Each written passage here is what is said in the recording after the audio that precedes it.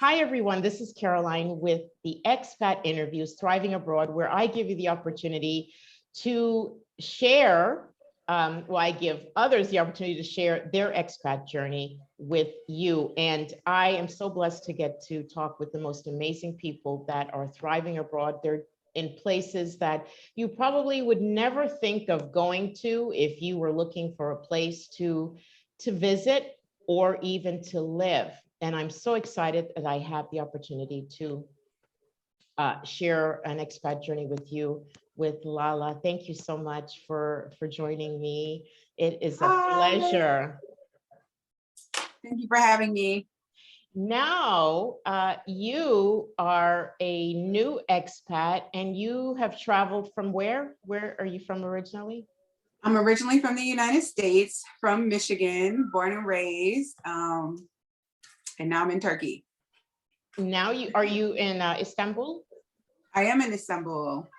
Okay, so first of all, Turkey is not a place, I think, on most people's radar. As far as expat, or living, even if you're a digital nomad, we don't normally think of this country, even though my understanding is it's a beautiful country.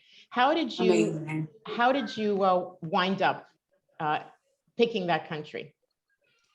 So, the long story I'll leave out is how I even came to decide to want to move abroad. It's long, but when I was selecting countries, obviously it was COVID-19. So I had to look at, what countries are even open to Americans right now.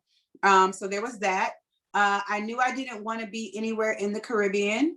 I didn't want to go to Mexico because everybody was going to Mexico. And then that left a few countries, right? So, and I love Middle Eastern culture.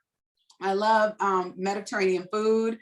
And I'll talk about how that was a misconception about Turkey. But I just had some perceptions about the region that I thought, would be really cool. And then I sat down and made a matrix of, the practical things, like the thing I knew I needed to be able to work remotely. And I know security is an issue. I know safety is a thing. So I made a matrix of like, this is what I need in terms of livability. This is what I need in terms of being able to work. And this is what I need in terms of, recreation and adventure. And so I looked up a few countries. So Turkey, Croatia, there were a couple other countries. I did look up Jamaica, even though I knew I didn't want to go to the Caribbean, but I was like, just to map it all out, Jamaica, Mexico. And I just ranked each one based on how well they met the criteria that I had listed in the matrix. And my ranking left Turkey and Croatia in the top two. And I ended up, when I started on my journey, I was moving out of Michigan and I was going to move to Florida and let Florida be my hub because my parents lived there. So I was thinking, I'll go bounce to a country for 3 months, come back to Florida, bounce to another country for 3 months, come back to Florida. So I sold all my stuff, sold my truck. I have like a small storage unit of stuff in Michigan. But other than that, I have nothing with me but the 2 suitcases that I'm traveling around with. And I was on the plane from Michigan to Florida. And I just was like, buy the ticket, it's Turkey. And that's how I wound up in Istanbul. Oh my God, I love your story. I love this story. That is so amazing. Yeah. And I wanted to go back to something that you said about how you kind of went down the list, right? And I feel like a lot of people, don't think about these things. Like, for example, you love Mediterranean food, you love the culture. And everybody, you're right, everybody's coming here to Mexico, even though you're giving us some shade here in Mexico, but I get it. There's people that would, like to go to a country where there's maybe not overrun by tourism or expats, and just go with what you like. Like if you're into Italian food, maybe you want to try Italy, but that's a really good point that you brought up. So, so here you're in Turkey now. Did you do a whole lot of research before you made the leap, or did you pretty much have an idea what you were in for once you got there?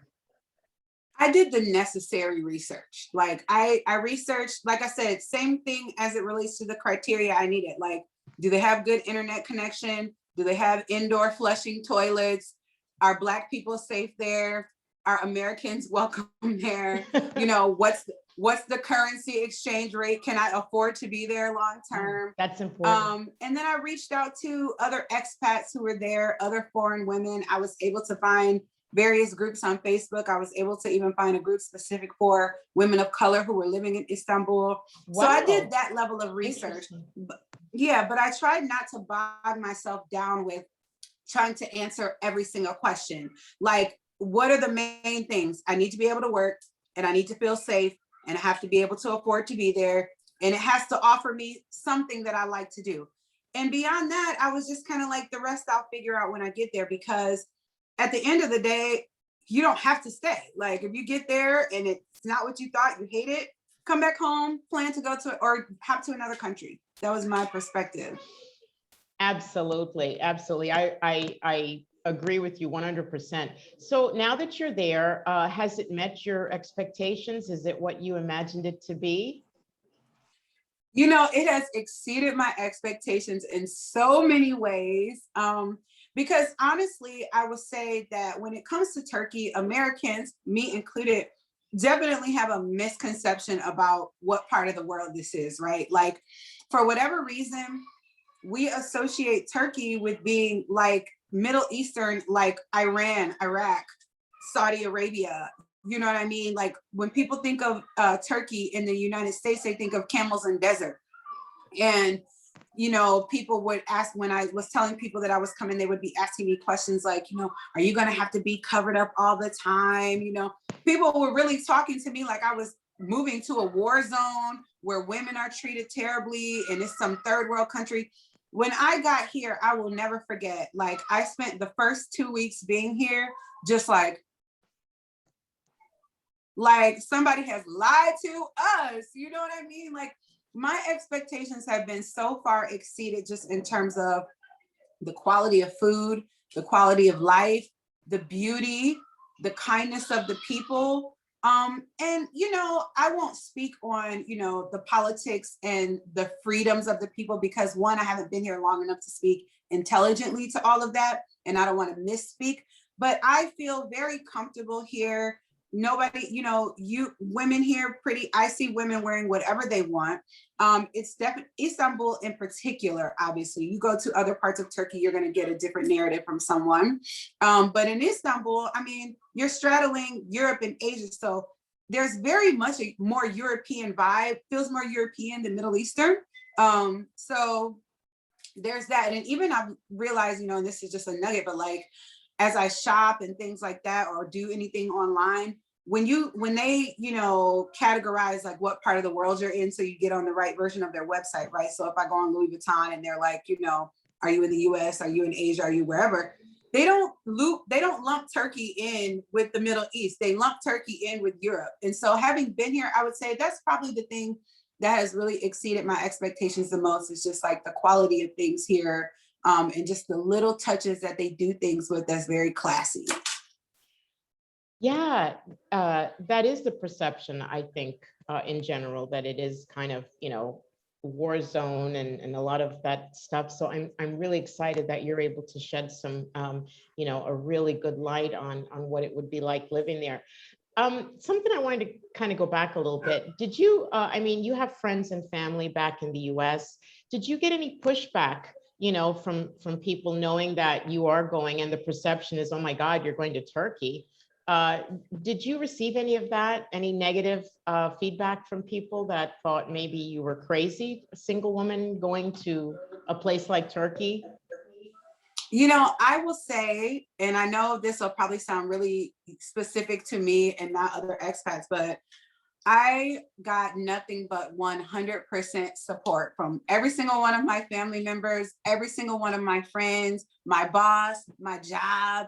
You know, there were people who were obviously like, you know, I'm concerned about your safety, not necessarily because I was going to Turkey, but because I'm a single woman getting ready to leave the country. They don't speak English there, you know, and they've never been, you know. So it's like, you know, when you're telling somebody that you're about to do something that they've never done, and all they have is, you know, their perception of what that's like, they're scared for you out of just the uncertainty of not being able to give you any guidance on what to expect. So I didn't get any pushback. Like everybody has been super supportive. And even now with being over here, you know, all my friends and family, I tell them that one of the things that really keeps me going is knowing that if I decided to come back home, if I needed to come back home, if it just became overwhelming for me or too much, that they're all like, come back home. Like, ain't nobody gonna judge you. Like, come back home. So it's been really nice. And that was a thing that really probably pushed me to go forward on my journey, that I had so much support from everybody. And I love that. I feel like this should be one of the you know, the lessons that I would love to share with other people also, is that you can always go back. You know, it's not the end all to be all. And if you get there, you can, you know, and I feel like a lot of people feel like being an expat means, oh my God, once I pack my bags, you know, I can never return to where I came from. But you're absolutely right. If it doesn't work, then, you know, you just go somewhere else or go back home. So Right. how has it been, and you've only been there a short time, but the Turkish language, do you find that to be difficult to maneuver, or are people pretty much helpful, trying to help you understand and move around with the So language? two things. I think the first thing is that being in Istanbul, and obviously I can't speak to other places. I do plan to travel and spend some long periods of time in other places in Turkey, but speaking to Istanbul specifically, I mean, there's an app for you to buy groceries. There's an app for you to order food, multiple apps. There's apps for you to catch a taxi. And in general, Turkish people are super kind. Like the hospitality here is unmatched. So I am taking Turkish lessons, particularly because that's my desire. Like I want to be able to converse locally. I think it's respectful of the culture to be able to speak to the people to some extent. But I will say, having been here 3 months, if I never learn any more Turkish other than merhaba and teşekkür ederim, I could get by with not knowing anything other than hello and thank you. It's just, people will really work with you. And it's pretty easy to navigate. I would say the hardest thing is like grocery shopping though, because unless you know specifically what you're looking for, you do kind of need to be able to like relabel sometimes. But other than that, the language barrier has not at all been insurmountable. But it obviously, in any foreign country that's not English speaking, because unlike some other parts of Europe or, you know, other parts of other countries of the world, they do not by and large speak English here. In my personal experience and what I hear from other expats is that you will find that typically only the most educated of the population speak English well. You know, those who have been to university or whatever. So, you know, you would do yourself well to know a little bit of Turkish here, but you can get by without it. Yeah, I guess at the very least, the basics, like you said, greetings. I think that would be something. So, and yeah. Just one other note I will say too, I wouldn't want to conduct any official business here without knowing some Turkish or having a very trusted interpreter, right? Because you know, that can get dicey. And I've seen different horror stories about people doing dealings in real estate and banking and blah, blah, blah.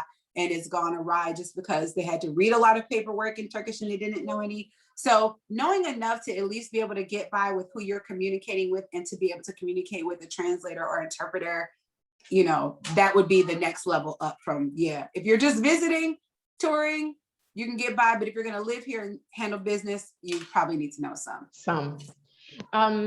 So what is it like as far as, or what are some of your favorite, what is your favorite thing so far about living there? Because I know that, you know, we're under, most countries are under, you know, restrictions and things like that. But what do you love the most? Like, what is the cost of living like there? I guess is another question, double question. What is it like? Is it affordable on average to live there, an apartment? Yeah, so I'll loop the cost of living into the things that I like the most about being here, because that's one of them. But the number one thing I would say I love about it's beautiful here. Like I mean, we have beautiful places in the US, don't get me wrong, but I mean, like, every time you step out of your front door, there's something beautiful to see. If it's not the sea, if it's not mountains, if it's not panoramic city views, if it's not a forest, a garden, a park, like just the aesthetics of Turkey alone. And I've traveled to Cappadocia. I mean, I've never been to a more beautiful place, right? And I've traveled a lot throughout the US. I've been to a couple of other countries, but it is absolutely gorgeous here. And for me, I'm a person who, like, I'm an earth sign. So all of that matters to me. And it literally feeds my spirit to just, I'm taking a walk to the grocery store and I'm seeing beautiful artwork, Greek graffiti, street art on the buildings, or looking at cute cobblestone streets lined with green plants. Like, it's beautiful here. So that's like, it's very nostalgic and it just makes the whole thing magical, right? So that would be the first thing. And then secondly, I definitely think the affordability is one of the things that's very, very nice. Because, and not just in terms of, things being cheap. And obviously I will say I'm here on US dollars. So, if you ask someone who's here making Turkish TL, or someone who's on some other currency, they might have a different perspective on what affordable means. But if you are here on a reasonable amount of US dollars, your dollar will go a very long way. I mean, you can get housing, nice housing I'm living in an Airbnb. And so, for an Airbnb is always going to be a little bit more, overpriced than what you would be paying if you were just renting an apartment outright. And even what I'm paying in the surcharge for Airbnb, like the place that I'm living in, the type of location I'm living in, the fact that I don't need a car and how close I am to public transportation, the fact that I can walk in 15 minutes in any direction and do my grocery shopping, to live in this type of place in the United States would cost me at least 3 times the price. To live in this type of place in Charlotte, North Carolina, would be costing me almost 3 times the price. So, and I haven't even bought food yet. Okay. So it's super affordable. Beauty and wellness services. I mean, as you can see, I have my hair done, I have my lashes done, I have my nails done. Like, shopping, groceries, high quality groceries, fresh food, fresh fish, like, the only things that tend to be super expensive are things that are imported. And for the most part, you don't need those, like. And that's anywhere. That's in any Yeah. country. Even here in Mexico, if it's imported from the US, you pay a little extra. That is just, and like you said, but sometimes, do you need it? Do you really need that? Right. I do love Frank's hot sauce, and it's important. So I do spend the extra money. I do spend the extra money for my Frank's hot sauce, but outside of the hot sauce, like, I am buying everything else that is like local here. Public transportation, they have an extensive public transportation system here in Istanbul, the metro, the train, the tram, the Marmaray, and then they have the taxis. It uses an app similar to Uber, but Uber is also here. Very affordable. I mean, anywhere that I can't walk to in 30 minutes is a cheap taxi ride. And then the other thing that I love, and this should have probably been right there at the top with the aesthetics, is that there is an inexhaustible amount of things to do here. And I've been here for 3 months under some level of restriction since I've been here, if it hasn't been curfew or something like that. And I mean, just the history, the culture, the mosques, the museums, the castles, the forests, the hiking trails, the water sports, the beaches. And because it's so affordable, you can travel by plane between cities or by car between cities very cheaply. I mean, like, so I tell people, like, from Istanbul to Izmir is probably like a 5 or 6 hour drive, depending on where you're going. And so that would be like going from Detroit to Chicago. And a Detroit to Chicago flight on any given day can cost you at least $300, right? I mean, just a basic economy flight to Chicago. I mean, if you catch a deal, maybe like 2 something.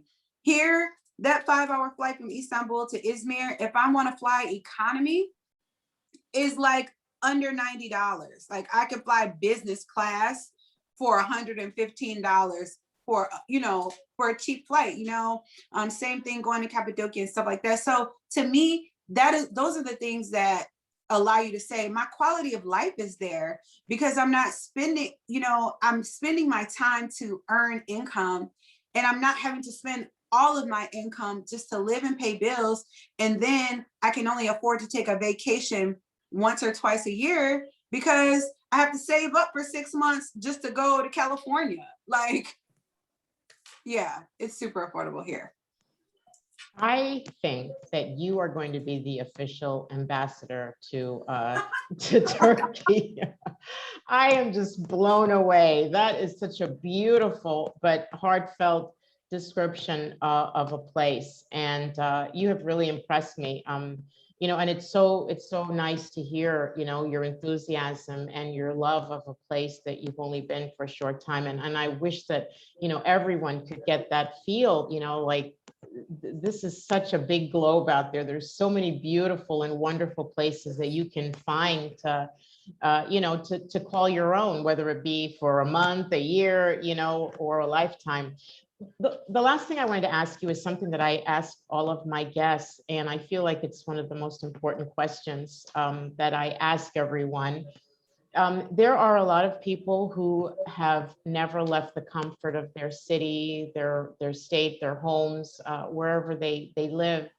And a lot of them, have apprehension about getting on a plane and going to a foreign country. We, of course, take it for granted because we are daring, adventurous travelers. But what advice would you give to someone who's sitting on the fence, who, really wants to change their lifestyle, but they just don't have the courage, or they need a little bit of motivation to just to do it, to make that step? What would you say? I would say, well, my gut reaction is to say, just do it, because you're not going to know what you need to know until you experience it for yourself. And it's like, you don't have to take the lead, and just move, but like go and stay somewhere for 10 days, or however long you can afford to be there.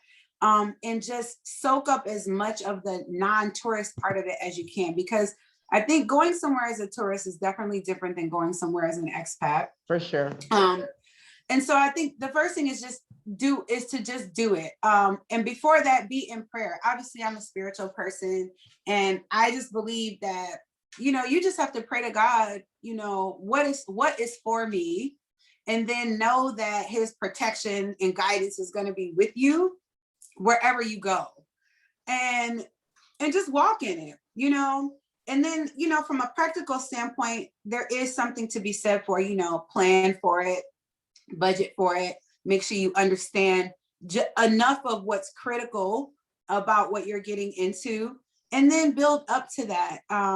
But just do it, because you're doing yourself a disservice not to, like there are some people who travel just for the joy of traveling. There are some people who travel just to say that they've been somewhere. But part of when I, began this journey for myself was about, I really wanted to see how it was going to challenge me and grow me. And in 3 months' time, like, if nothing else, if I had to end it today and pack up my stuff and go home, just the way that I have grown as a person, as a woman, mentally, the stability I have gained in myself, the confidence I've gained, the assuredness I've gained has been enough that I can go anywhere. I can go anywhere. And to me, that's invaluable beyond anything else I've experienced. That to me is the biggest takeaway. And so I think I just would encourage people to just do it. Don't wait on anybody. The only thing you need to do is budget and make sure you can afford to go and come back, and your lights won't be cut off and you don't have to eat oodles. But you might have to eat oodles and noodles for a week when you come back, and it's probably going to be worth it. But that's my answer in a nutshell. Oh, it has been such a delight and an honor to share with you, Lala. Thank you so much for this really insightful trip into Turkey and the culture. And I hope that anyone who has even the smallest amount of desire to visit that part of the world will do so. Is there a way that we can connect with you, or are there any groups that you recommend that people join in order to get more information about Turkey? Yes. So one, you can follow me on Instagram at La. It's LAHEELAH_ on Instagram. And I have really just started posting about my journey because I spent the first 3 months just soaking it up for me. But I'm sharing a lot. I'm going to be sharing a lot. I'm launching a blog on Tuesday. It's going to be www.ulala.com, with 4 O's, HLALA. But it'll be linked on my Instagram. And so I'm just going to be sharing more about, what it's like being here, things to do here, tips for people who want to branch into the expat life, how they go about planning for that. And just sharing, some of the knowledge that I've gained in the short time that I've been out and about. In terms of groups, there's one group that has really, really been invaluable to me. It's run by a guy named Christopher Williams. It's called Expats in Turkey, and it's on Facebook. He also runs a blog called ikamet.com, IKAMET.com. And it is literally, he is a fountain of information. He has reviewed pretty much every livable part of Turkey that you would ever even think of living in, and then some. He has blogs on how do you get residency, how do you buy a house here, how do you get a bank account. And then the group is so active that it's a great energy in the group. Anybody who is looking to come to Turkey, I always refer them to this group. And then if you are a woman who is particularly coming to Istanbul, there's a group called Foreign Women of Istanbul 2.0, and it is also just a fantastic group of women. It's geared towards the things that foreign women are experiencing specifically here in Istanbul. Everything has to be posted in English. Any news that's relevant to us gets shared there. So I would say if there's anything to do, connect with me on Instagram, La_. I will be launching my blog soon, so subscribe there. Subscribe to the Facebook group, Expats in Turkey. There's a lot of different ones, but this one is called Expats in Turkey. This is the one you need. We're going to put the links below this video. Okay, great. Okay, yeah, cool. So everybody will get the right information. And yes. I have to send you a big heart from Mexico. And I can't wait to come to Mexico. I am ready to spend some time in Mexico. You've got to come. And lots of blessings to you on this journey. And it's been just awesome to share with you. Thank you so much, Lala. And thank you for having me. Have an amazing Sunday. Thank you. You too. Bye-bye.